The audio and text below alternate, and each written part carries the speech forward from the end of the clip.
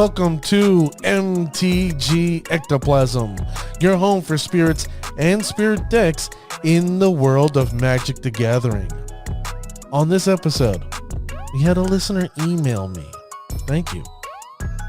And they wanted me to review Phantasmal Premonition. That's right, that new commander deck that came out with Kaldheim. You know what? I'm going to do it. Let's get this episode started, shall we? Let's go.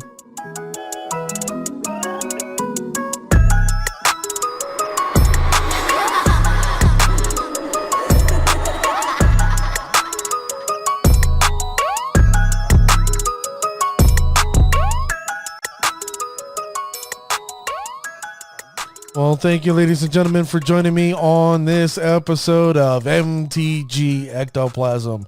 I'm your host, Dwight, a.k.a. D. Blanco, a medium that wears an extra large. You can reach me at Twitter at MTG Ectoplasm, or you can email me at mtgectoplasm@gmail.com. Well, you know what, ladies and gentlemen? I need to apologize. I know some of you are like, what? What did you do wrong, Dwight? I screwed up on the last episode. What happens is I had that breaking news, a Titan might be banned episode. And in my shout out section, I forgot to shout out the players in Pioneer. I screwed up. And I'm sorry. You know what? I'm going to do something about it today. I'm going to big those people up today. So if you're unaware and this is your first time here on the show, listening, every time I do a show, I look to see how my spirit kindred, my spirit group, my community are doing. And if you go 5-0, you're number one, you get a shout out here. I want to boost the best of the best, the cream of the crop, the creme de la creme. You'll hear your name here if you do. So with that said, like I said, you'll be shout out, Pioneer players, in the shout out section, and you have not been forgotten, I promise you. Now, I talked about in the teaser spot, in the intro, about an email. Okay, that's me opening my vault, and let me see. That's right, I have the email here in my hands, and it says here, Dear Dwight, I enjoy your show. Well, thank you. I appreciate this. I'm glad someone is making content for spirits. Well, thank you. I'm not the only one out there. There are other spirit content providers out there, but I'm glad you're listening here. I only have one complaint. I want more than one episode a week. Okay?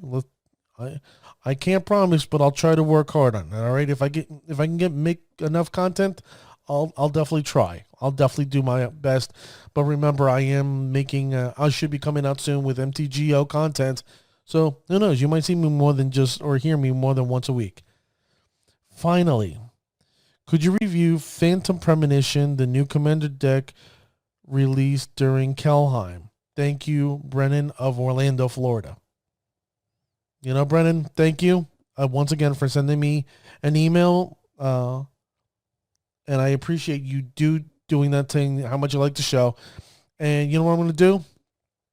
I'm going to reach out to you later on because I do have your email address, and I'm going to send you your own copy of Phantasmal Premonition. Hopefully you didn't buy it yet because I want to make sure you get a copy. And because you're the first person to shoot out to me directly about my show or about the show looking to create content, you know what? Thank you very much. I appreciate it. I'm going to send you out your own Phantasmal Premonition deck. Now that's been said, that's right. It's about the cards. So what am I going to say? Phantasmal Premonition. It's a commander deck that came out during the same time as Kaldheim. And it had a spirit general leader, legendary creature, name of Raynor the Ever Watchful. Now, anybody who heard my content about Kaldheim will know I wasn't really happy with what was given to us in Kaldheim.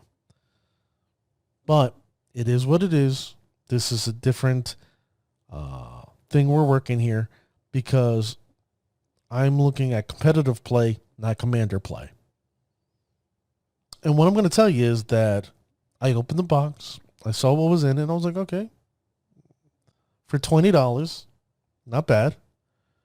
You have me interested. There are some improvements that could be done in this deck just looking at it. But then I played it. And this is what I want to tell you, ladies and gentlemen. It works right out of the box. I'm actually very impressed. Bravo. Bravo, Wizards. Bravo for what you've done. I can't believe that you actually put a product out there that actually worked.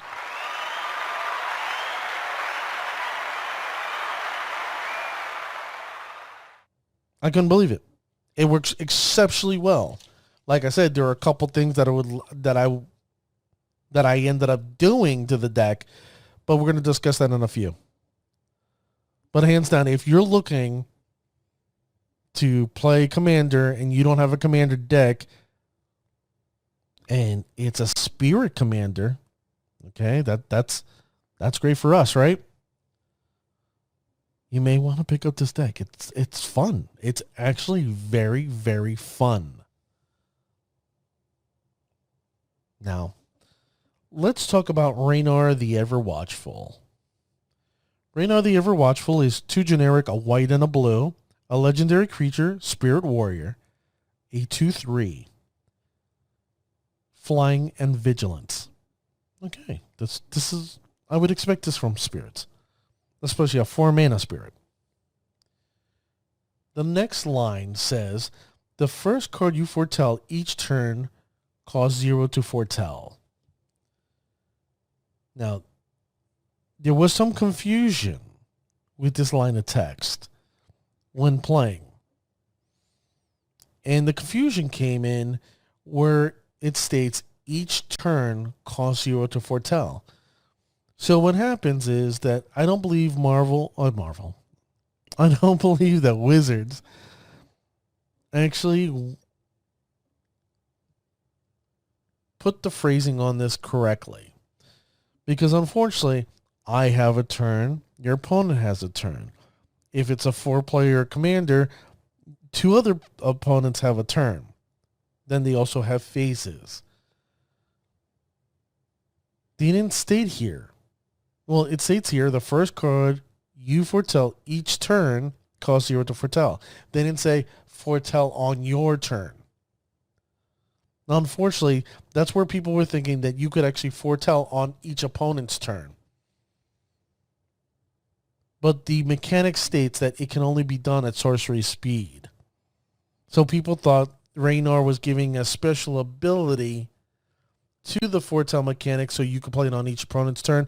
It doesn't work that way. It only works at sorcery speed. There's a card that I'm going to share with you that I'm going to tell you it's a moral imperative to have in your deck, to put in there to make something like that happen. All right?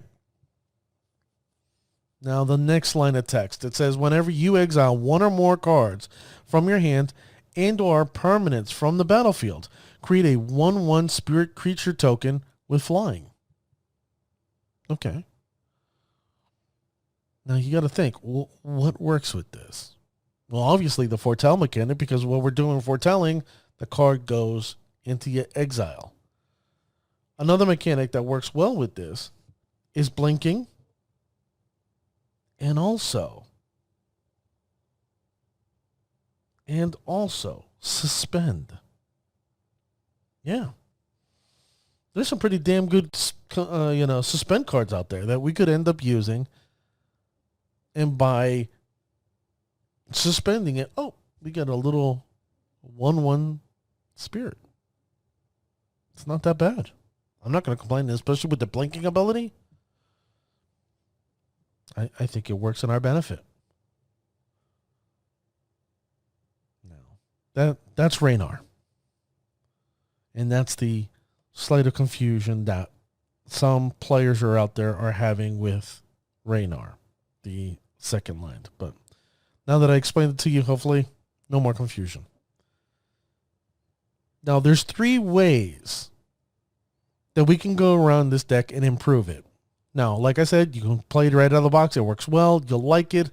But I'm a type of individual that likes to, play around, finagle, and make it a little bit better. Now, you're going to go, Dwight, is it a CEDH worthy deck? I don't think so. But it is definitely fun. It is definitely hands down fun. So let's get to the 3 ways we can improve this deck. First thing is increasing the amount of foretell mechanic cards in the deck. Now you're going to go, Dwight, listen, I listened to your episode about Kalheim and how you felt about foretell mechanic. And you hands down said it was one of the worst mechanics in Magic history. And you said that Morph was a much better and more intelligent design. I'll tell you right now, I will still stand with that statement, but under competitive play. So now I'll put an asterisk. The second time I'm wrong. I'll put an asterisk there. In competitive play, foretell, no. It doesn't stand a chance. There's only one card that stands a chance. That's a mystical or mystic reflections. That's the only card I actually see that's viable at all in competitive play. But in this deck, because of the second line of text, where it allows you to foretell for 0, and it allows you to make a spirit creature, you know what? You want more of it. Unfortunately, when it came to the set design, Wizards didn't create a lot. So the ones that are in there and the ones that are not in there, you need to add, I'd say 4 maybe to them, but we'll get to that in a second. The second way to improve this deck is improving the spirit base. Because Raynor himself is a spirit, why would we not want to add spirits? And because he's creating 1/1 spirits, because you're going to be foretelling, you potentially will be blinking, suspending. Let's do something here. Let's work with the tribe. You know the tribe, I know the tribe, we both know the tribe. Let's work with the tribe. Third thing we can do to improve this is, like I said before, the blinking mechanic. There's certain creatures out there that we can take advantage of blinking in, blinking out. When it enters the battlefield, when it leaves the battlefield, ETBs, LTBs. This card, Raynor, is like a multifaceted creature. And in Commander, that's what you want. You want a spirit that does, or you want a command that does a little bit more than the norm. Now, in the deck, there were a couple cards that were included that I was like, I don't think it fit the need or fit the theme, or it made no sense. And one of them you're going to go, Dwight, but that's a Commander staple. I'll explain to you why when I get there. It's the last card I'm going to talk about in this section. The cards I don't understand why they included was Stormherd. I'm building horses? No, I want to build spirits. Cloud Goat Ranger. Am I building sheep or goats? No, I want spirits. Surtland Elementalist. Well, I'm not building a giant deck, so why the hell are you here? Get away. Gold Knight Commander. You know what? It's a good card. And if I'm building creatures, making creatures left and right, it gets plus, plus, plus. It has no protection and it lacks creativity when it comes to attacking. Migratory Route. Okay, it's a good card, but there's other cards that are much better. At least Miss Raven. Jesus. A 4-mana flyer? No, there's much better spirits out there that we can use to put in there. You're gone. Then comes the card that I know I'm going to get grief for. And that's Windfall. Now, Windfall does nothing for this deck. It allows you to draw cards, but it allows your opponent to draw cards too. So what are we going to fill up our opponent's hand for? You know, that's like taking a poop and not washing your hands. That's kind of gross. Stupid. And because none of the cards go to the exile, it doesn't help out Raynor either. No bueno. Now, the cards that I would actually end up putting in, like I said, there was 4 of them when it came to the foretell mechanic. The first one is Glorious Protector, Doomscar, which is a great board wipe, and Aldrin's Epiphany. Those are good. Now, I haven't said one more. I only said 3, right? The 4th one, I have the card here because I ended up going to my I went to my LGS and picked it up, which is Cosmos Charger. You heard me browbeat the hell out of this, but it only made sense in this commander set. And this is one I'm telling you that you need to add to this deck to improve it heavily so. Because Cosmos Charger is a blue, a 3 generic, 3/3 creature horse spirit. So we have another spirit. Very cool. Flying Flash. Like all spirits, I believe they all should have Flying Flash. Now, foretelling cards from your hand cost 1 generic mana less and can be done on any player's turn. You know how we had problems before with that second line from Raynor? This here solves it. And then you can foretell this card for a blue and 2. There you go, ladies and gentlemen. This is the synergy between these two, Raynor and Cosmos Charger. It works well, and I recommend you putting this in there. It's a moral imperative. If you don't have it in the Raynor deck, then I don't know what to tell you. Now, spirits, the spirit upgrades. Obviously, we got to boost up some of our boys or girls, depending on which side of the fence they're on, and that's Supreme Phantom. Drug School Cavalry. I like that one a lot. I'm a big fan. Anytime a spirit comes in, you get life. And it allows you to create spirits too. I like it a lot. Selfless Spirit. Okay, I want to save my crew just in case of the board wipe. Like Doomscar. Anybody? Then comes a enchantment, Court of Grace. Now you're going to go, wait, well, it's not really a spirit. I'm like, yeah, you're right, but it's an enchantment for 4. It gives you the Monarch, which Monarch is extremely powerful power to have in Commander. And the fact that every upkeep you get a spirit, and if you're the Monarch, you get 4/4 angels. How are you going to complain? You got pumpers over here that's going to pump up your spirits, or you get a 4/4 flyer. I'm not going to complain there. Then you have Angel of the Flight Alabaster. Great card. I wish I had it on me, but I don't, so you're going to have to look out that one, and I'm sorry.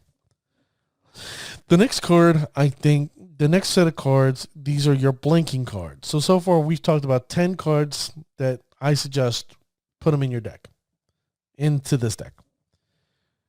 Next 4 are blinking. Like I said, Agent of Treachery. Why? Because if we're going to sit there and blink, why not steal our opponent's creatures?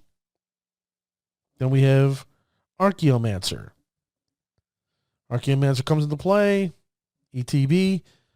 Basically, put an instant or sorcery back onto, you get the instant or sorcery back. How are you going to complain about that? Dead-Eye Navigator. It's a spirit. And the cool thing, it allows you to blink when it's soulbound. You soulbound one of these two things? Sounds good to me. Sounds really good to me. So just in case if you have to bring back your Doomscar, you can do it. And then this is the card that I think is another moral imperative to add to your deck. And that's Venser, the Sojourner. I actually had to look up what sojourn means. It means a temporary stay, and then they just go away. That's what sojourn means. So it makes sense. And if you're not sure what Venser the Sojourner does, he's a legendary planeswalker, Venser 3. Yes, he comes in with 3 loyalty. 3 generic mana, a white and a blue. His first line is +2. Exile target permanent you own, return it onto the battlefield under your control at the beginning of next end step. It blinks, and he gets plus. So if you're blinking Agent of Treachery or Archaeomancer, you know what? That doesn't seem that bad, does it? Then it has a -1. So you remove one of the loyalties. Creatures can't be blocked this turn. So it makes all your creatures unblockable. So when you got to get in there and smash your opponent for the coup de grace, that means death blow. This Planeswalker allows it for a -1. That's really good. And then finally, removing 8 loyalty counters off this individual. You get an emblem whenever you cast a spell, exile target permanent. Exile target permanent. You know what that means, ladies and gentlemen? Lands. You can take away their lands. You can take away their artifacts. You can take away their creatures. Yeah. And it exiles them. Gone. No shuffling. No moss. No more. If they have indestructible, goodbye. Venser, the Sojourner. I'm telling you, with Cosmos Charger, moral imperative to have in your deck. Moral imperative. Now, I have 4 honorable mentions, things that I haven't put in my deck, but things I'm highly considering, which is Scroll Rack. It allows me to exile the cards from my hand, go fishing for more in my library, hold them in my hand as if it's in my hand, and then if I choose to tap the Scroll Rack, and then I get the original hand off to the side, it comes back to my hand, and those cards get exiled. So I basically, in a sense, draw cards, tapping the thing, and getting a spirit token. Yeah, I like that. Then you got Moonring Mirror. It's a 5 mana cost. I was like, what the hell is this? When you draw a card, then you exile the top card of your library. Okay. Sounds like it sucks, but as you look at the card, it allows you to manipulate your hand back and forth. It's like an extreme poor man's Scroll Rack. Extreme. Then you have Anointed Procession. If you're going to build this deck with tokens and use the ability of the tokens, why not create more creature tokens? Makes sense, right? The only fortunate part is it's expensive, just like Scroll Rack. And then you have Yurion the Sky Nomad. Now, we all know you can't use this, okay, as a companion. This has to be part of your 99. And because it has that blink ability, why not take advantage of it? You got to take advantage of it. So those are my honorable mentions that I would suggest considering putting in your deck. Now, the original 14, the 4 Foretells, the 6 Spirits, and the 4 Blinkings cards, they went into my deck. And you know what? I saw a drastic improvement. I saw a huge improvement just with 14 cards, and it played a lot better. It played a lot smoother, and the deck started playing the way that I expected this deck to originally play. Now, is there more room for improvement? Of course. Of course, there's always room for improvement. But hands down, I enjoyed what I did to the update, and I thought it was even more fun. I don't even know if that's a real word, but it was truly a delight. So that's my review on, what the hell is this thing called again? I just know it as the Venser Commander deck, EDH. It's the Phantasmal Premonition. You know what? Bravo, Wizards. Oops, there you go. Bravo, Wizards, you did a great job on this. I hope in the future you keep on making more product like this. And, it doesn't hurt that it's spirits. I like the fact that it's spirits. Well, you know what, ladies and gentlemen, it's come to this time. It's the shout-out section. That's right, ladies and gentlemen. If you're the best of the best, the cream of the crop, the creme de la creme, you're going to hear your name here. In Pioneer. That's right, ladies and gentlemen. I told you in the very beginning I screwed up. I'm not going to screw it up today. Pioneer on February 8th in Azorius build went 5-0 with Claudio. That's right, Claudio. Bravo. You did a great job on February 8th going 5-0. Next were two individuals.